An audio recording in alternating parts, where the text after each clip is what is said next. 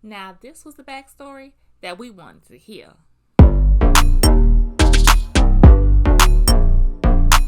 Hi guys, welcome back to the channel. It is me, your girl Baz B, and I am back with another review. And today I am reviewing P-Valley's Season 2, Episode 5, White Knight. Now I know you all might be thinking, Babs, how the hell is you just gonna jump in and start reviewing a show on the second season in the 5th episode and it's a connected series? I know. Well, listen here. This really just moved me. I really liked this episode from the moment it came on to the moment that it ended. It kept me on the edge of my seat, and I love me a good backstory. And Uncle Clifford was narrating it like a whole little bedtime story. And let me tell you something, I'm gonna need somebody to go down to Audible and tell them people that Uncle Clifford got to start reading the books. He got to start being the one who's doing the audibles, because I will buy every damn book. I was too enthralled. His voice was so soothing. I was just like, yes, this is how I want all my hood books to be read to me. But let's go ahead and get into the review. So like I said, Uncle Clifford is opening up the story, and he's, introducing us to the legend ball that Mississippi is performing at tonight. And he got all the main strippers, all the strippers we knew. Well, I ain't gonna say growing up, because I was grown when I found out who these strippers was. But we got Miami Tip.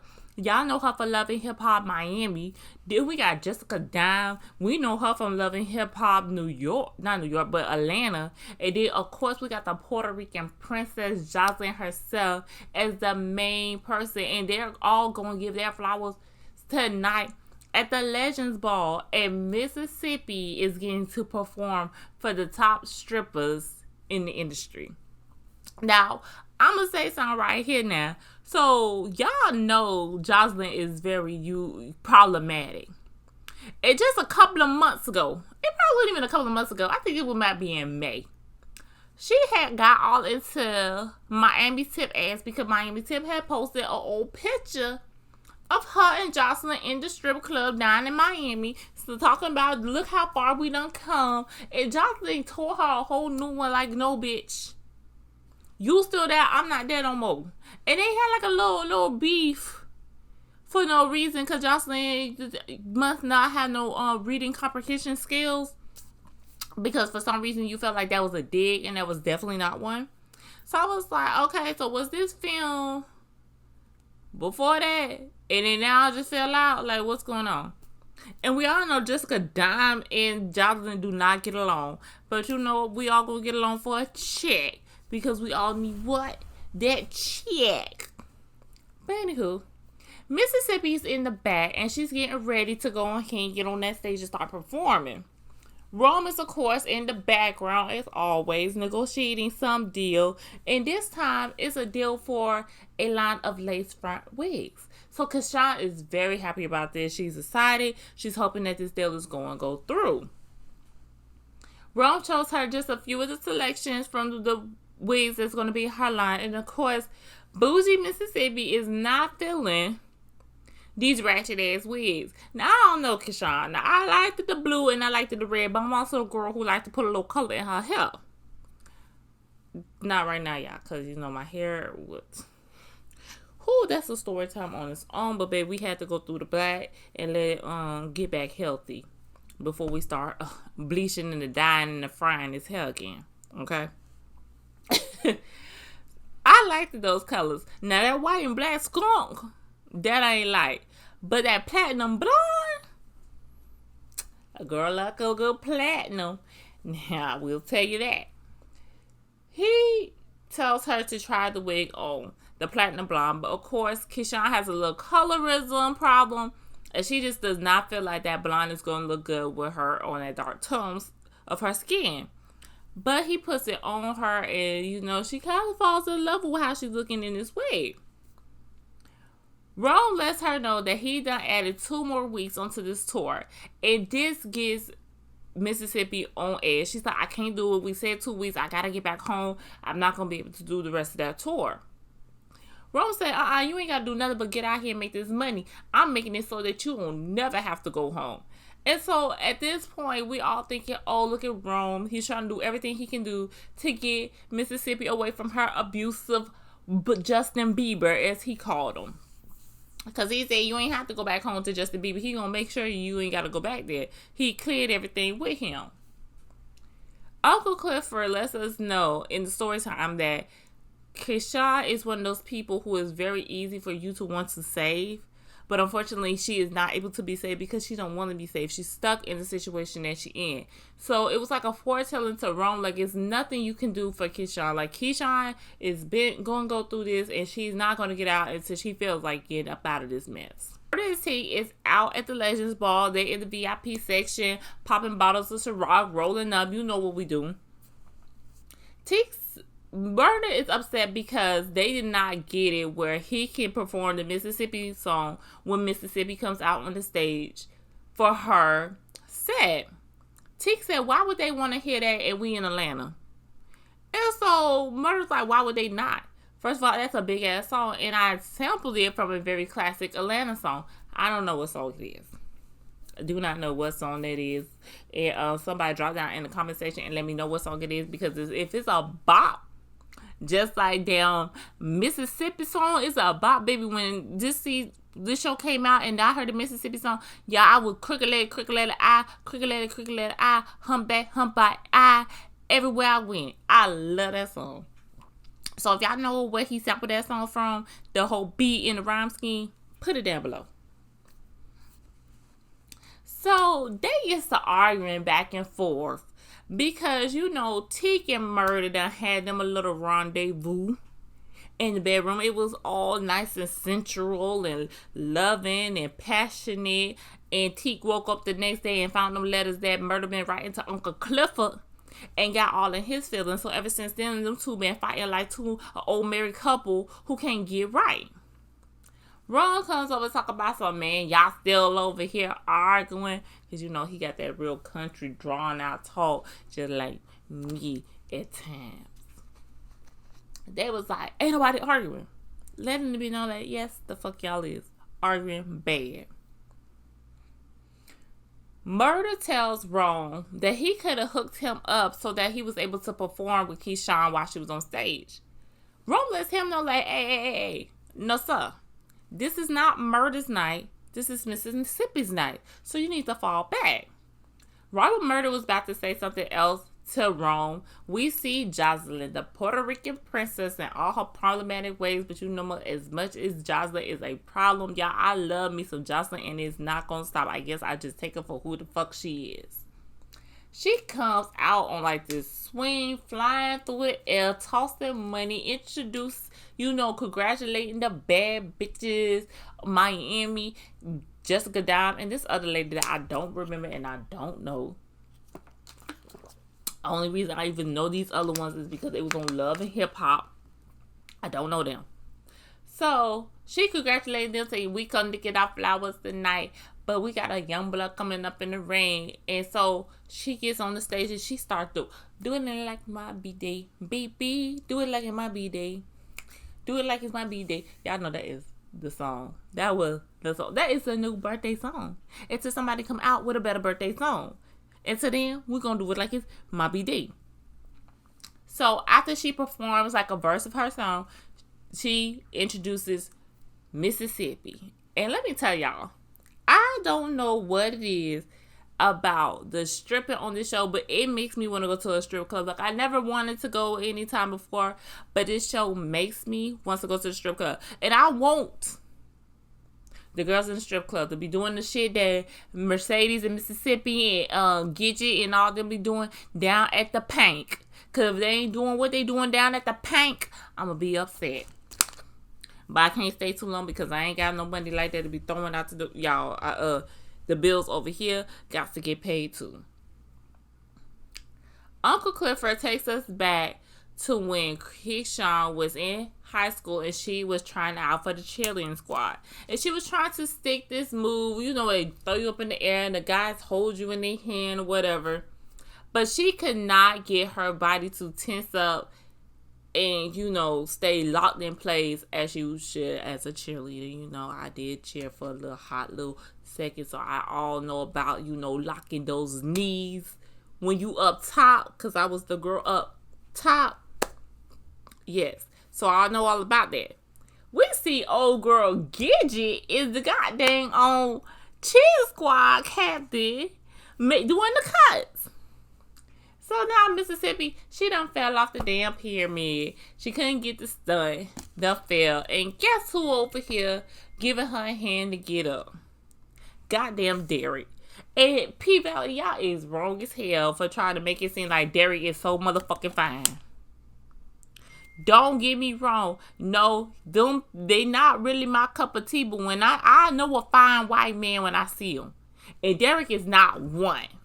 And it's not just because we know he beats the fuck out of Keyshawn every other night. That's not the reason. He's not handsome. Okay? But y'all tried it. Well, we're going to let y'all have it. So he picks her up being, you know, oh, such a nice guy. Oh my gosh, do you want to try it again? And Keyshawn's like, no, I'm good. Gidget calls up the next girl to come on and do the stunts because we all doing the tryouts for the team. And lo and behold, the next girl is no other than Keyshawn's stepsister, Alicia. Now, Alicia is the light-skinned girl. She's the girl that everybody wants. She's beautiful, you know, long hair, pretty eyes, light skin, you know, stereotypical things back then that we as black people should have grown for because it's 2022 and we can't be living like that, okay? Got it. So she gets her ass on up there, and she said, so which one you gonna do from category 5? She said, oh no, I'm gonna do a category 6. And so next thing we know, she up in the air. She on one hand, it's another girl on the other hand. They in locking, and who for the win? I was like, well, shit, she done made the goddamn team. Cause if you could do all that, bitch, who else gonna do it? Keyshawn is sitting on the bench with the ice patch to her head because y'all know she done fell and bumped her head. They ain't catch her like they was supposed to when she couldn't stick that move. She gets approached by one of the football players. And he's trying to holler at her because apparently Keyshawn has transferred to this school. She's a transfer student. And he's trying to holler at her and Keyshawn is not giving him the time of day. And this boy gonna have the nerve to be like, oh, don't act like that when you sitting in the sun. You need to move. Already looking like a burnt chicken. Like they ain't the same color complexion. Dudes get on my nerves. It's always them. Always them. So Keyshawn still not paying them no attention. So here, who comes to save the day? No other than Derek's abusive ass. So Derek was like, why don't y'all just leave her alone? They was like, boy, what you gonna do? So they start talking about, you know, you on the cheerleading squad. What you think you about to do? Blah, blah, blah. Derek turns around to walk away. And next thing we know, the boy done spit on the back of Derek's neck. Now, I condone a lot of things. Derek, you should beat his ass. But you ain't have to beat his ass like you beat his ass. Like you basically was there. That's an assault. That's assault. Let him be my son. I'm calling them fucking police. He should never spit on you, but you ain't have to beat the dog shit out that boy like you did. Not only did you beat the dog shit out of him, you beat the dog shit out of his other two friends like Chris, who was like, damn, my boy getting done in. Tag me in. I'ma help you. And got done up they damn self. I was like, oh my God. We see in the hallway, everybody done ran up to see if they made the cheerleading squad. And of course, Alicia, the stepsister, made the cheerleading squad as your ass got up there and did that stuff. I had to give it to you. And of course, Keyshawn did not make the cheer squad. Derek pops up again. Because, you know, he's the handsome prince, the good guy, the one who's going to be her knight in shining armor. He pops up and he was like, you should have just tried that stunt again. And Keyshawn was like, I still wouldn't have made it. My feet too big. And he lets her know that he can hold a size 7.5 in one hand any day. Okay. While they talking, the football players who done got in trouble for fighting Derek, and they ends up getting suspended. So Keyshawn was like, oh, well, what about you? Because you kind of started it. And he was like, no, I ain't started. I finished it. And because of the fact that the cheerleading squad is about to be a 5th year champions, they not about to suspend him. But we all know what it is. It's been very clear since their school has started, and it's going to be even more clear as we go along with this storyline, that the school is very divided, and it gave the black boys get in trouble, the white boy gets a slap on the wrist and sent on by his day. But we're going to hide it under the undertones that because he's the cheer star and they're winning all these championships and making the school look good, that we're just going to let it slide for this time. Plus, remember, he got spit on, so he's protecting himself, even though he took it a little too damn far. We end up meeting the stepmom and the other stepsister back at the house. And Keyshawn is unfortunately forced to keep doing their hair all the time. Because remember, it's like the Cinderella story. The dad marries the new wife. The new wife is evil. You got the 2 evil stepsisters. But unlike in the story, her stepsisters are not mean to her. They're mean to each other. Because the mother constantly puts down the darker skinned sister for Alicia, because Alicia's pretty and she's light skinned and she's beautiful. She got the light eyes. Like, this is everything for her. So the other sister is basically second fiddle. And damn, Keyshawn is just up the damn road all forgot about. Keyshawn doing the girl hair for the pageant because his stepmother feels like that will be a good punishment for Keyshawn. But unfortunately for her, she don't realize that Keyshawn loves playing in her sister's long hair, because I don't know what Keyshawn hair looks like, but we know from now, in her stripping days, Keyshawn got some hair, because we seen her having to tuck her hair under to fit under those wigs. The youngest sister who's getting her hair done is complaining about the pageant and how she don't want to play the flute at the pageant. And the mama just letting her know is whatever she said you're going to do at that damn pageant, and that's it. She was like, oh my God, this schedule and you and pageants and you and this. It's just like, oh, it's so hard raising 2 daughters. Keyshawn said raising 3. And the mama's like, excuse me? You're raising 3 daughters. You said you only raising 2.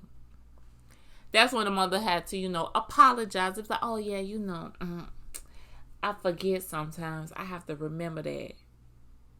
Bitch. You know the fuck you was saying. While talking about when the daddy was going to get home, Keyshawn messes up. And you hear the sizzle from her keeping the curling iron on the little girl's head so too long. And her hair basically burning off. This pisses the mama off, because if you don't know by now, the mother is very colorist. The mother called the darker skinned daughter a waste of light skin, because she has the pretty eyes, she has the long hair, but she does not have that light complexion. And she feels like Keyshawn did it on purpose, because she is jealous of how beautiful her daughters is and how they don't need to wear a weave like Keyshawn do. The next day, they're all talking about the Christmas ball that's coming up and how segregated it is. Because they're asking the light-skinned sister, well, you done told everybody no so far, so which ball are you going to? Are you going to the cracker ball, which is where all the white kids at the school went, and it's at a plantation, this big house on a plantation, or is they going to go to the nigger ball, where they have it at the school, and it's basically like the regular school dances that you had, with some regular punch, some cheap decorations, and hopefully we was able to find a good DJ. The sister said, oh no, ain't nobody trying to go to the cracker ball. And they asked Gidget. Now y'all know Gidget is the white friend. And it's just like she's not going to be attending the Cracker Ball because she do not have time for them uppity people to be looking down at her in her TJ Maxx dress. So she said she would not be going. Keyshawn later on is walking home and it starts to rain. And we see Derek pulling up in his Prius, asking her, would she like a ride home? Which Keyshawn answers, what if I don't want to go home? Well, where you going, Keyshawn? Well, we're going down to the diner. And we're going to eat some bacon cheddar fries as we talk to each other to get to know each other a lot more. At the diner, he starts to tell her a little bit about himself and how his dad is not really happy about the fact that he's a cheerleader because, stereotypical, male egotistic ways. How could your son be a cheerleader and still like women? Yeah, those ignorant thoughts. And that how he has just he's going to Ole Miss because he became their head cheerleader and he's getting a full ride scholarship. And I said, okay, at Ole Miss, baby, that's my daughter's grandma's stomping grounds, baby. She went to Ole Miss. I was like, all right, Ole Miss in the building.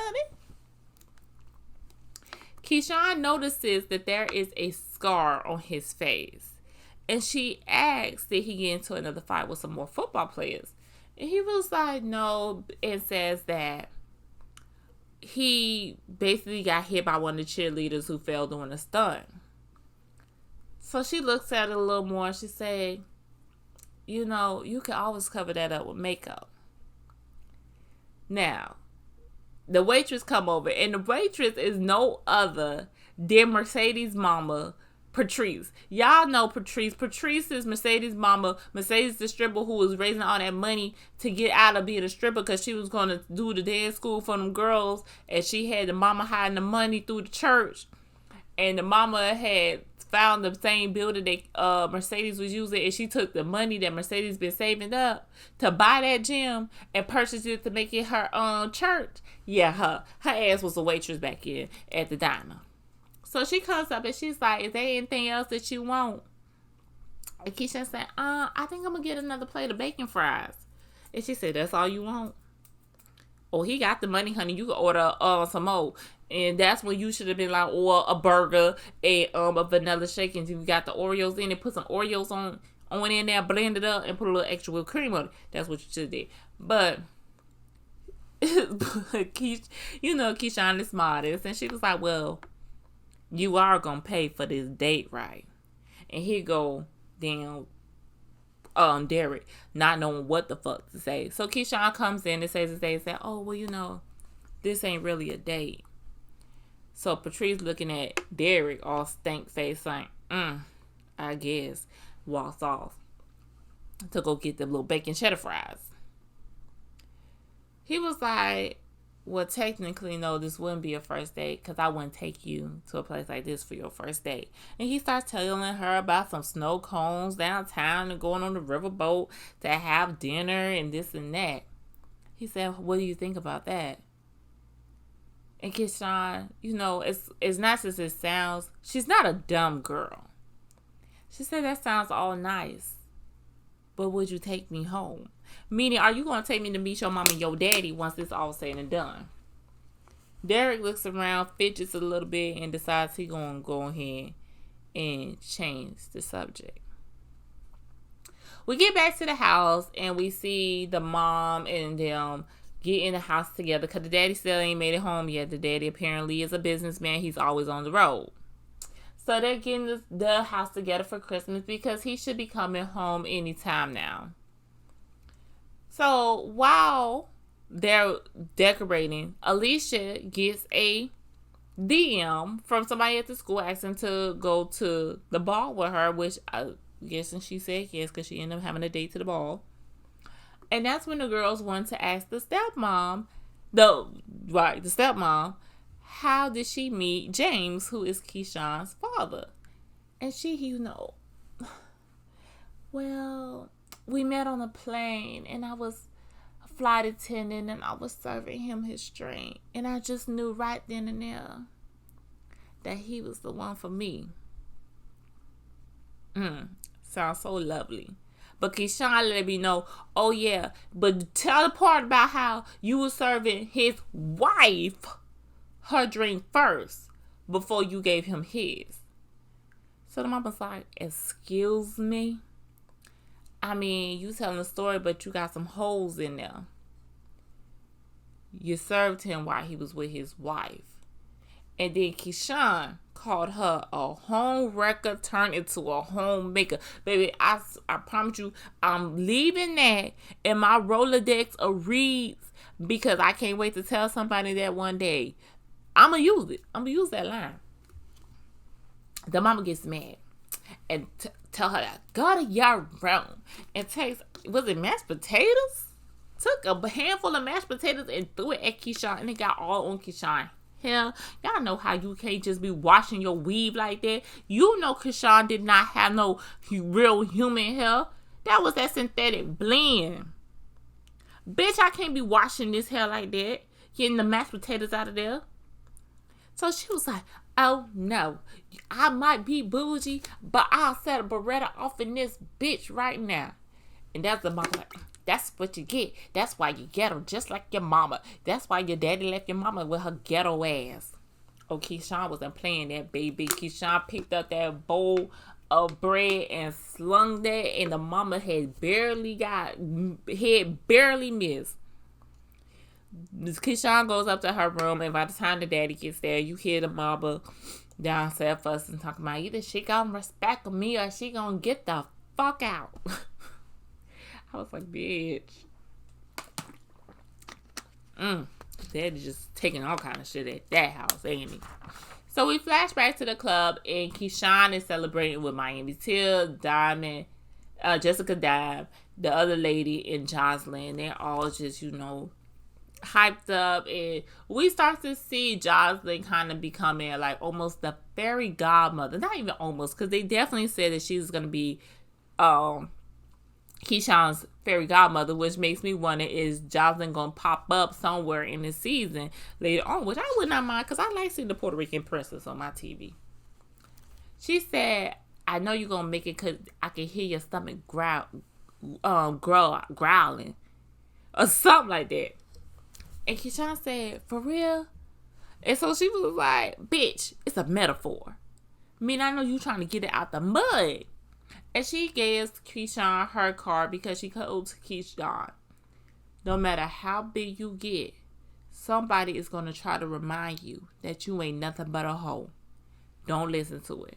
So she gives her the card, and Keyshawn was like, well, what you want me to come back to your room and, dance for you? She said, oh, no. I just want you to know that you always have somebody call if you ever need something. And I was like, okay, let's see. I'm very curious on how this is going to go. Then we go back to the past, and we see Keyshawn's sisters are taking pictures because they're getting ready to go to the ball for the Christmas ball. But unfortunately, Keyshawn did not get a date, so she would not be attending either one of these balls. We finally meet the daddy, James, and he's taking pictures. And I was like, okay, I understand Keyshawn didn't have a date to the ball. But even on my prom, my sister prom, we all still took a picture with her. Ratchet as we looked, while she looked so beautiful, we were in the pictures. And even when they decided to do a group photo, Keyshawn was still left out of it. They asked her to hold, not even the daddy asked her, do you mind holding the camera so we can all take a picture together? And that's when we noticed that the daddy is a little too touchy-feely with Alicia, the light-skinned sister. And they really didn't dwell too much in it, but the undertones were there to let you know that daddy is very inappropriate with Alicia and she's not comfortable around him. While they're taking the picture, we get a ring ding dong at the door, and it's no other than who? Derek, with a dress and heels for Keyshawn to go to the ball with him. So we see Keyshawn go upstairs. She's like trying to put on like 2 pairs of Spanx so that she can fit into this dress, and he brings her shoes in there in the 7.5, like she is. He remembered. And she comes downstairs. She looks so beautiful. And she walking downstairs. It transcends into her going into the cracker ball. Because remember, the rich white kids go to their ball. Your other student, your poor students, you go to the school. So, because it wasn't just the black kids. Because it was the other poor white kids. Basically, if you was not this color. And you didn't have the green, you go over there. So we starts to see like flashes in between the two balls, and I ain't gonna lie, y'all. As ratchet as the whole nigga ball was, I'd rather be there. Now y'all could have brought me a little bit of the food from the cracker ball, but I want to go to the nigga ball because baby, y'all was over there waltzing and doing the electric slide or whatever you want to call it, while we over here twerking, getting down on the floor with the red double cups, because we all know somebody was gonna spike the punch. So I had rather be out there anyway.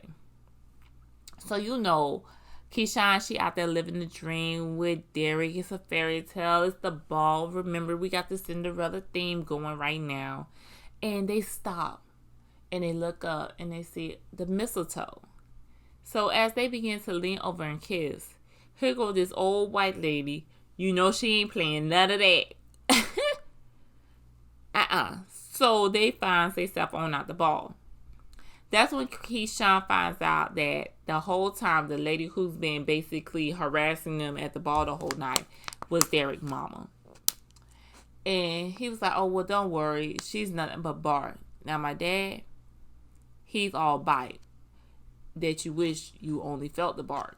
And that's when we find out that those marks that Derek keeps having on his face, that we keep thinking that he's saying is coming from, cheerleading stunts, it's actually the daddy beating the hell out of him at night at the house. We see where you get it from. Then it becomes like, this miracle thing happens. It starts snowing in Mississippi, and I was like, it doesn't even make no fucking sense. It's hot out there. We know it's hot because y'all all have on a little bit of nothing. Cardi said hoes don't get cold, but bitch, we at least need a little shawl around us. But all of a sudden, it's just about to start snowing. A miracle happens. So it just makes this whole situation seem so right.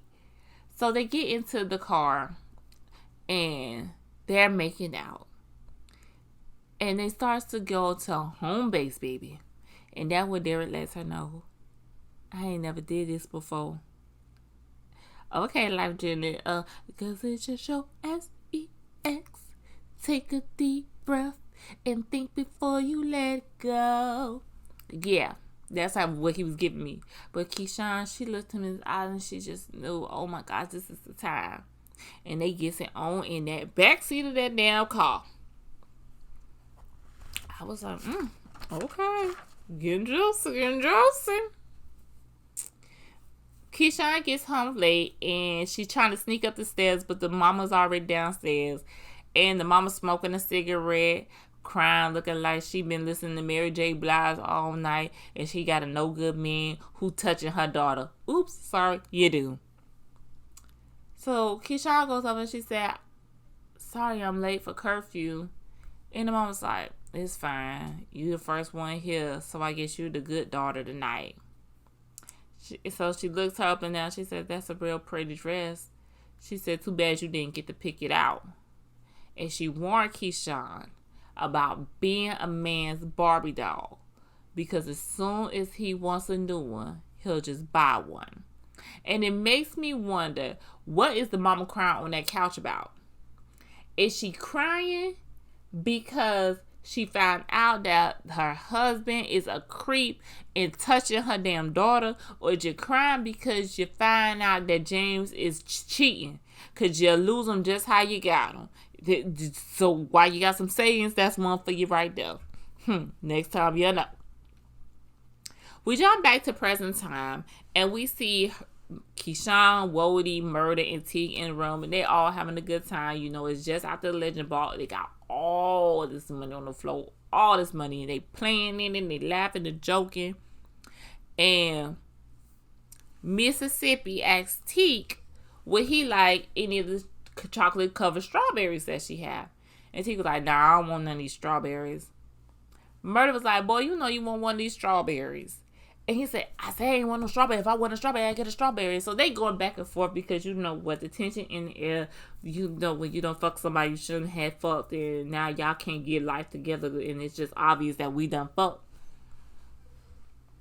Here go Keyshawn giving Wody the look. Is these niggas fucking? Wody look from side to side, look back at her. I think these niggas fucking. Rum comes in and he gives Teak and Murder their room keys and tell Keyshawn once she's done with counting all that money and getting together that they're gonna go ahead and slide on to Jocelyn's party. So here go Murder, he geek because you know, okay, on to the next spot. And Ron lets him know, oh no, baby, y'all is not invited. This is for Keyshawn only. He said, and matter of fact, after tonight, I'm not providing y'all with no more rooms. Wody is your manager, so Wody needs to get you into these nice hotel rooms. But we know Wody can't get you down to nothing but the Super 8 down in Conyers. So T was like, well, where the fuck is that at? He said, exactly. So you know T already don't like Rome, and he damn sure dislike Rome after the last episode where Rome was very insensitive of the injustices towards black people by the police. And he was like, you know what? Fuck you in this room. I'll sleep in the hearse. Because I ain't taking no charity from nobody. So they gets into it because Rome gonna throw out the fact, oh, what you trying to say? These big beds back here is too good for your back? Oh, I remember you used to sleep on a cot because y'all know T just got out of jail. That's where we got him at the beginning of the season. They all was in jail together. Well, him and Murder. So he goes to leave. T storms out and Murder goes after him.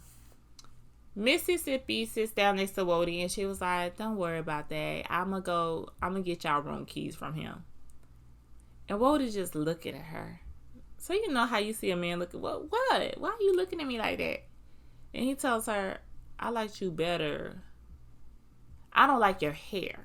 That's what he told her. I don't like your hair. And she's like, nigga, what? He said, it don't fit you. I like the hair that grows out your head better. And it stops Keyshawn. Because remember, Keyshawn never had nobody tell her that her natural self, in all its glory, that she was ever beautiful. So this stops her in her tracks. Going back to the past, we see Derek is showing some baby clothes that his friends and parents dug up from wherever to Keyshawn. Keyshawn's 8 months pregnant at this point. Prom, that little rendezvous at prom must have got a little out of hand. Because now, you know, she's carrying his child.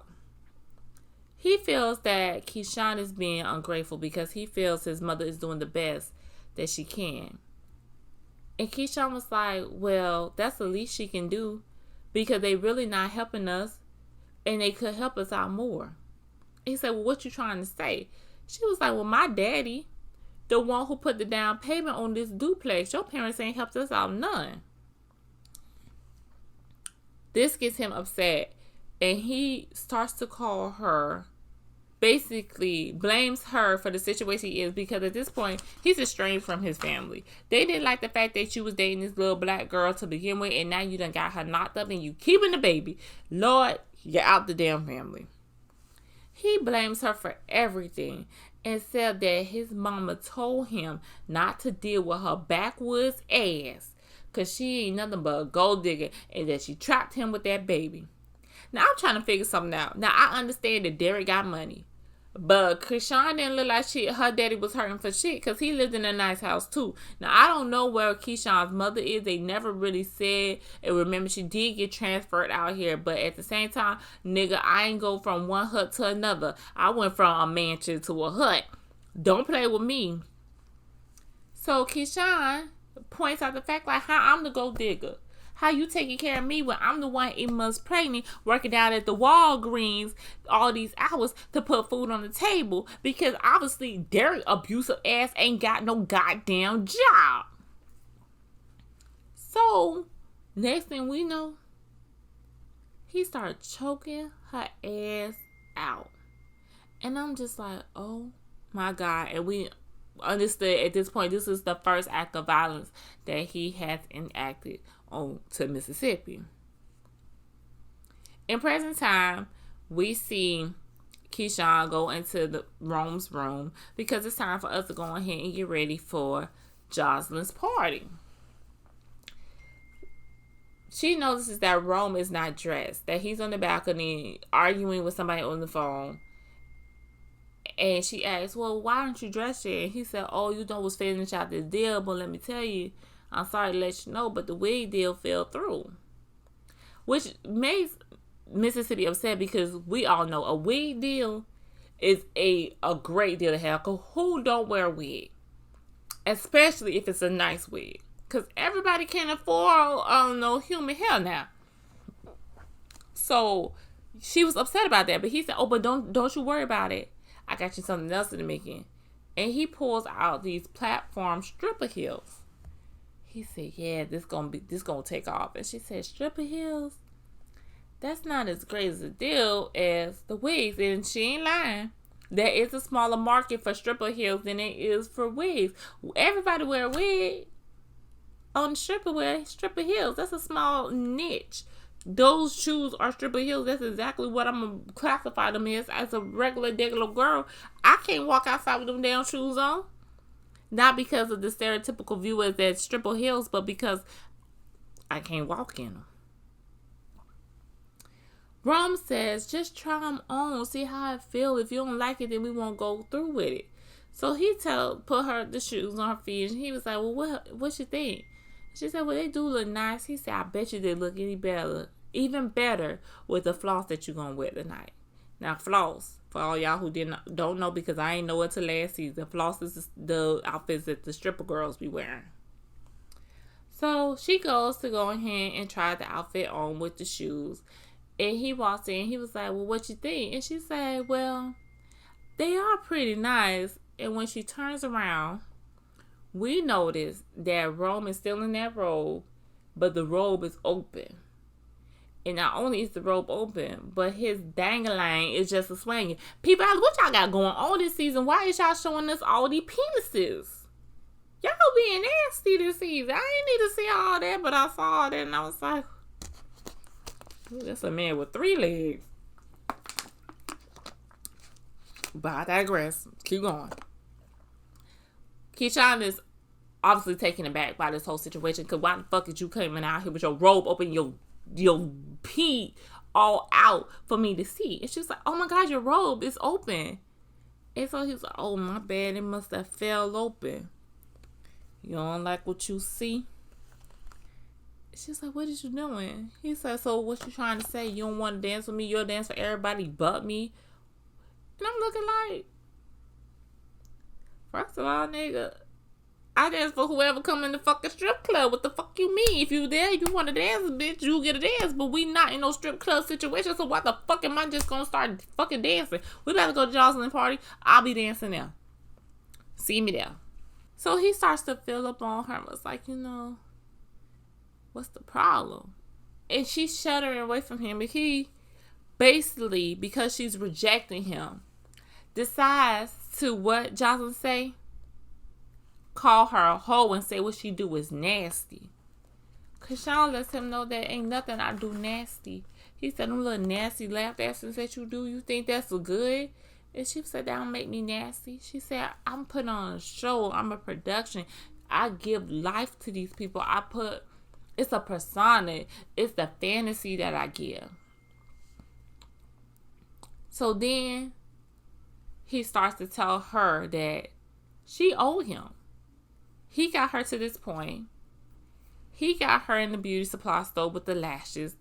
He helping her get these deals. All this shit is pending. All these rooms, all this extra glitz and glamour, all this is pending. So you owe me for this. So once he couldn't kick her with that one, he decided that he's going to hit her with her. Because he's going to bring out the fact that we all know that Lil Murda is undercover.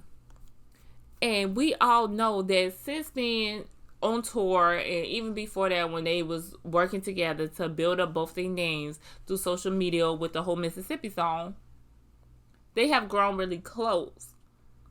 And so he shows her a video of Lil Murda and Teek's sexual escapade they had in that hotel room that night.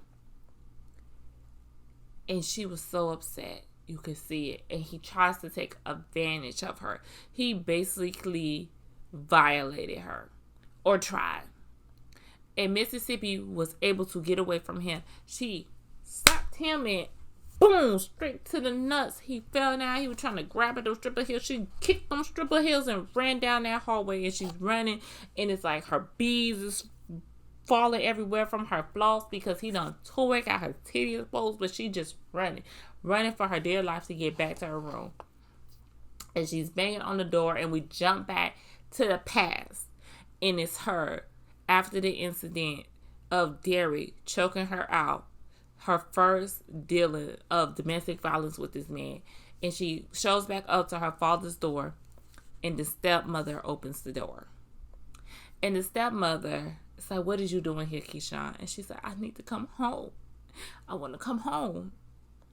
And the stepmother told her that, oh no, I can't have this around my daughters. Talking about the fact that Keyshawn is pregnant. And I'm looking like, you can't let the pregnant daughter be around your daughters. But somehow, some way, we're going to ignore the fact that the daddy is being a little too touchy-feely to the daughter. And we're not going to pretend that it probably has been more than some little extra touches and hands slipping in places they ain't supposed to be slipping down her thigh. Oh, okay, lady. Pretend all you want to. You just don't want Keyshawn at the house. She was like, every time things get hard, you can't just keep running back home. She said, relationships get hard, you got to deal with it.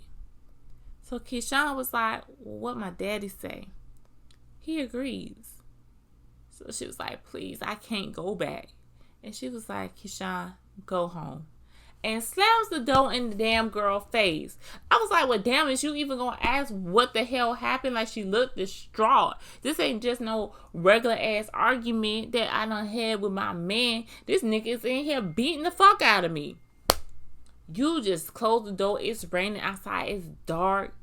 And make Keyshawn find her way back home. Which had to be Pat internal because she ain't had no damn car. And I just don't see Derek letting her use the keys to his car after he done choked her ass out. Back in present time, we see as soon as that door closed from the stepmother, the door opens with Wody. And he looks concerned because Keyshawn is a mess. And he said, what happens? He gives her a robe and she tells him that Rome tried to fuck me. And I was like, girl, Rome ain't try to fuck you. He just tried to violate you. Don't sugarcoat this shit. And so she was like, that's all he wanted. All he ever wanted was sex from me. That's all he wanted to do. I'm so stupid. Wally lets her know that she's far from stupid. A little ambitious, a go-getter, but never stupid. She's just a little naive at times. And that's when Mississippi lets him know that Rome knows about Lil Murda's secret and that he has proof of it on his phone. Wody knows that this can mess up everything that's going for Lil Murda. He asked her, what does she is plan on doing about the second half of the tour? And Keyshawn was like, I'm not going. I am going home. I'm sick of this shit. I don't want to have no more parts in it. She's going home.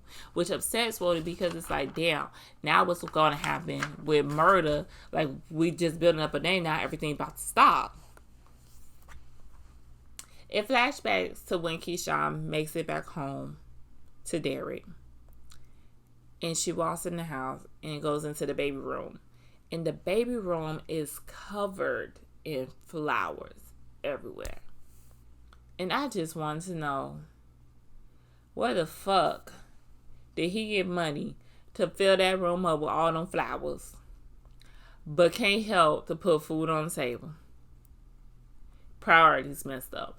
Anyway, back to the story, because that was just my observation.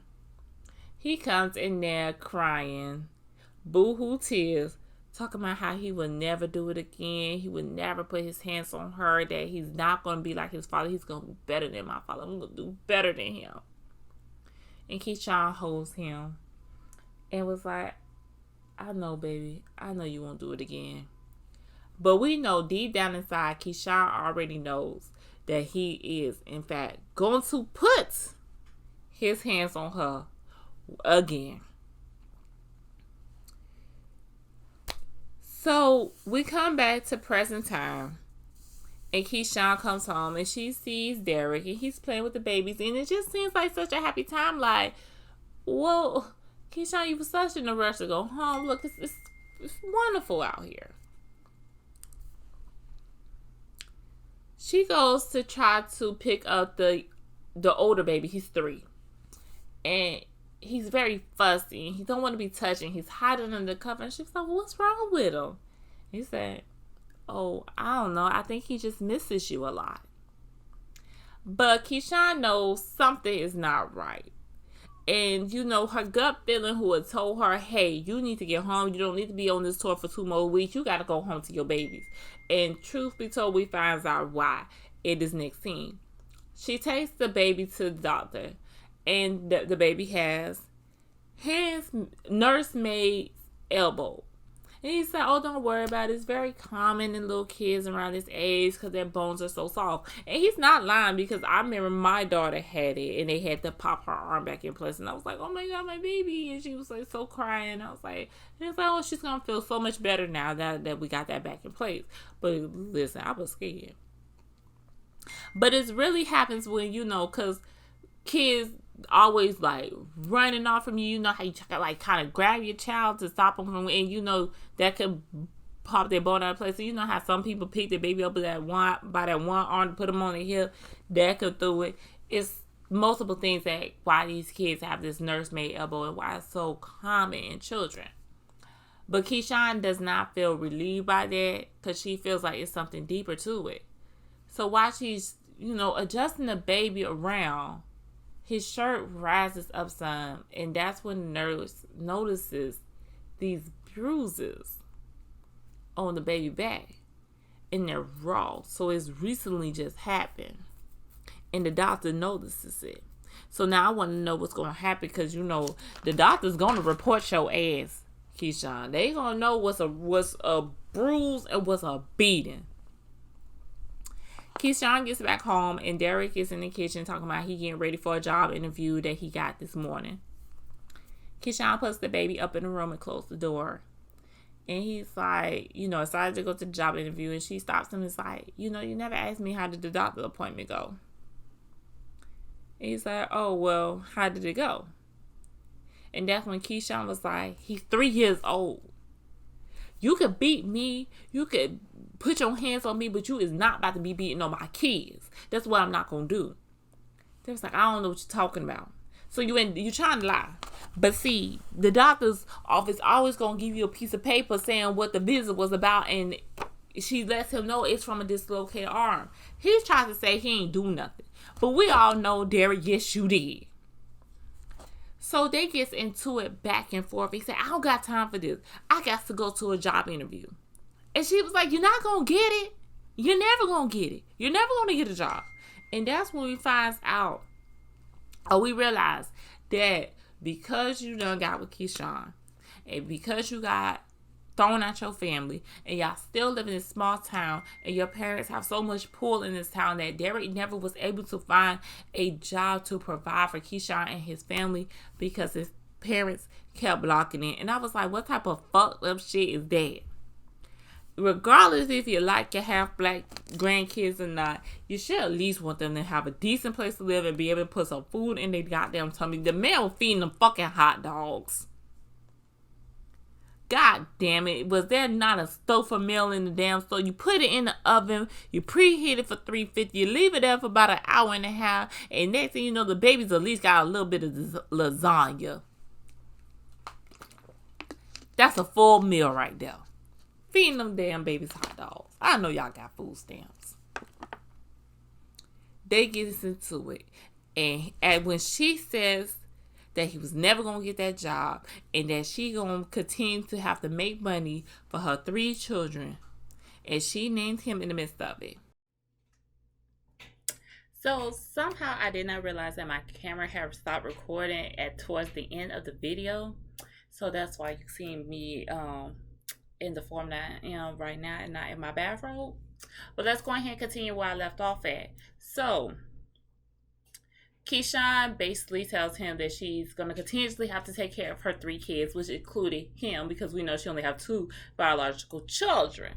Next thing we know, we see him punch Keyshawn. And she's leaking. It's a struggle. She's trying to get away. He's pulling her through the house. She's dragging her. He then throws her against the wall. And next thing we know, we see him with the flat iron. I was like, oh no, what in the good times Penny is going on right now? And he's holding it up to her face, and like you can hear like the steam coming off of the thing towards her face, and she's like struggling. She's like, please, Derek, please, anywhere but my face. You do it anywhere but my face. And we all know at that moment Derek is having like this turmoil in his head, because while he wants to hurt Keyshawn where it hurts the most, him messing up her face will also mess up their financial situation at home, because that is how they making money. That is how they keeping a roof over their head. It's because of her face. So he ends up just dropping her and leaving out the door.